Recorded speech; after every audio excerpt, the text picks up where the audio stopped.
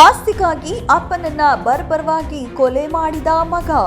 ಅಪ್ಪ ಮಗಳಿಗೆ ಮಾತ್ರ ಪೂರ ಆಸ್ತಿ ಬರೆದುಕೊಟ್ಟ ಎಂಬ ಕಾರಣಕ್ಕೆ ಮಗ ಸಿಟ್ಟಿಗೆದ್ದು ಅಪ್ಪನನ್ನ ಮಚ್ಚಿನಿಂದ ಕೊಚ್ಚಿ ಬರ್ಬರವಾಗಿ ಕೊಲೆ ಮಾಡಲಾದ ಘಟನೆ ತುಮಕೂರು ಜಿಲ್ಲೆಯ ಕೊರಟಗೆರೆ ತಾಲೂಕು ಕೋಲಾಳ ಪೊಲೀಸ್ ಠಾಣಾ ವ್ಯಾಪ್ತಿಯಲ್ಲಿ ಜರುಗಿದೆ. ಕೊರಟಗೆರೆ ತಾಲೂಕಿನ ಆಲಪನಹಳ್ಳಿ ಗ್ರಾಮದ ವೆಂಕಟಪ್ಪ ಎಂಬುವ 75 ವರ್ಷದ ಕೊಲೆಯಾದ ದುರ್ದೈವಿಯಾಗಿದ್ದು, ಈತನ ಮಗ 45 ವರ್ಷದ ಸಿದ್ದಪ್ಪ ಎಂಬುವವರೇ ಕೊಲೆಗೈದ ಆರೋಪಿಯಾಗಿದ್ದಾನೆ.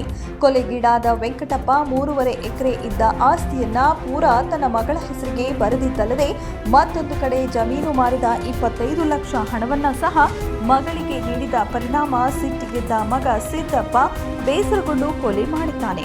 ಹಲವು ಬಾರಿ ಹಿರಿಯರ ಸಮ್ಮುಖದಲ್ಲಿ ನ್ಯಾಯ ಪಂಚಾಯಿತಿ ನಡೆದರೂ ಸಹ ಮಗನಿಗೆ ಯಾವುದೇ ಆಸ್ತಿ ನೀಡದ ಅಪ್ಪನನ್ನ ಮಗ ರೊಚ್ಚಿಗೆದ್ದು ಮಚ್ಚಿನಿಂದ ಕೊಲೆಗೈದ ಸಿದ್ದಪ್ಪ. ಕೊಲೆ ಆರೋಪಿ ಸಿದ್ದಪ್ಪ ಕಳೆದ 2-3 ದಿನಗಳಿಂದ ಕೊಲೆಗಾಗಿ ಸಂಚು ರೂಪಿಸುತ್ತಿದ್ದ ಎನ್ನಲಾಗಿದ್ದು, ಕೊಲೆಯಾದ ವೆಂಕಟಪ್ಪನಿಗೆ 3 ಜನ ಮಕ್ಕಳಿದ್ದು, 2 ಹೆಣ್ಣು ಮಕ್ಕಳಲ್ಲಿ ಒಬ್ಬರು ಬುದ್ಧಿಮಾಂದ್ಯರಾಗಿದ್ದು, ಮಗ ಸಿದ್ದಪ್ಪ ಹಾಗೂ ಮಗಳು ಮಾಲಮ್ಮ ಎಂಬ ಮಕ್ಕಳಿದ್ದರು ಎನ್ನಲಾಗಿದೆ.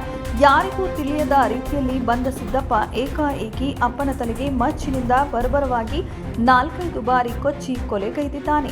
ಸುದ್ದಿ ತಿಳಿದ ತಕ್ಷಣ ಘಟನಾ ಸ್ಥಳಕ್ಕೆ Tumakuru additional SP Mariyappa, DYSP Ramachandrappa, CCI Hanumantharayappa, PSI Renuka Yadav, Yogesh ಸ್ಥಳಕ್ಕೆ ಆಗಮಿಸಿ ಪರಿಶೀಲನೆ ನಡೆಸಿದ್ದಾರೆ. ಈ ಸಂಬಂಧ ಪೊಲೀಸ್ ಠಾಣೆಯಲ್ಲಿ ಪ್ರಕರಣ ದಾಖಲಾಗಿದ್ದು, ಆರೋಪಿ ಸಿದ್ದಪ್ಪನ ಬಂಧನಕ್ಕೆ ಕೊರಟಗೆರೆ ಪೊಲೀಸರು ಬಲೆ ಬೀಸಿದ್ದಾರೆ ಎನ್ನಲಾಗಿದೆ.